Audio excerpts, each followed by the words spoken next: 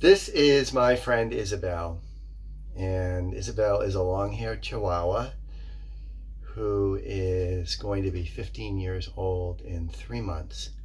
Isabel is living with congestive heart failure. She's actually not quite in congestive heart failure. She has been right on the edge for a couple years. She takes 5 medications twice a day with her meals in the morning and in the evening.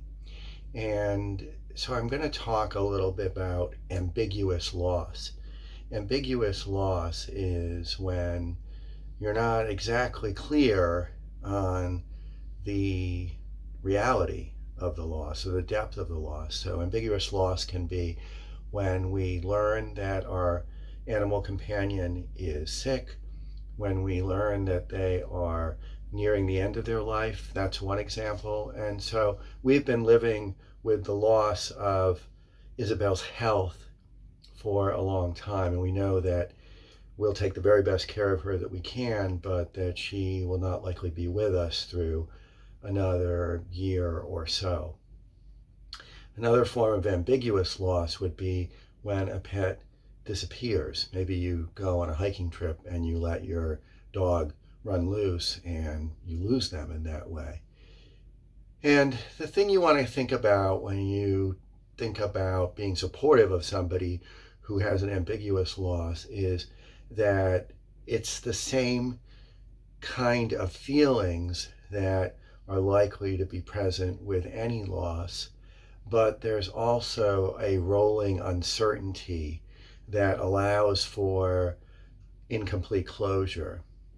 And so you're going to be supportive in exactly the same way that you would be for a person who has had a death in their family, their loved one, their loved animal companion has died, let's say, or anybody else who's very close to them has died, or they've lost an important relationship.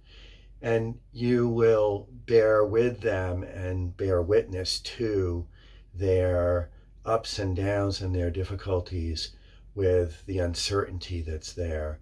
And another way that you can think about this particular kind of ambiguous loss that we have with Isabel and that you'll have with many of your clients is they're in anticipatory grieving. So they are grieving the knowledge that their animal friend is in the last part of their life. They're grieving the loss of function, the loss of what they would hope to have been a much longer future together. And that's what will be their daily existence, but at the same time, they're anticipating a much bigger loss when their friend actually dies. I'll talk a little bit here also about stigmatized loss. And I'll tell you right from the get-go that the loss of an animal companion is in and of itself a stigmatized loss for many people because they don't have those around them who are respectful of what this loss means to them. And so they are not sure that their feelings of grief are valid. And so one of the things that you'll do on an ongoing basis is reinforce that their feelings are valid. Whatever they're going through, however they're processing this, they have a right to it. It's completely normal, and it's part of their process. Another kind of stigmatized loss would be when a person has made some kind of mistake that hurt their animal. And so I've worked with people who have been walking their dog on the leash, and the dog walked out beyond the curb and got hit by a vehicle. And so there's tremendous pain that goes along with not only the fact that their dog is injured and maybe is dying, but that they made a mistake. They made an error in judgment.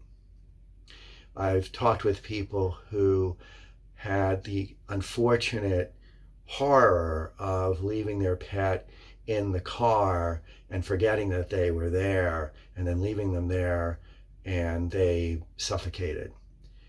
It's really important to keep a non-judgmental lens when you're working with a person, no matter what the circumstances of their pet's injury, frailty, or death.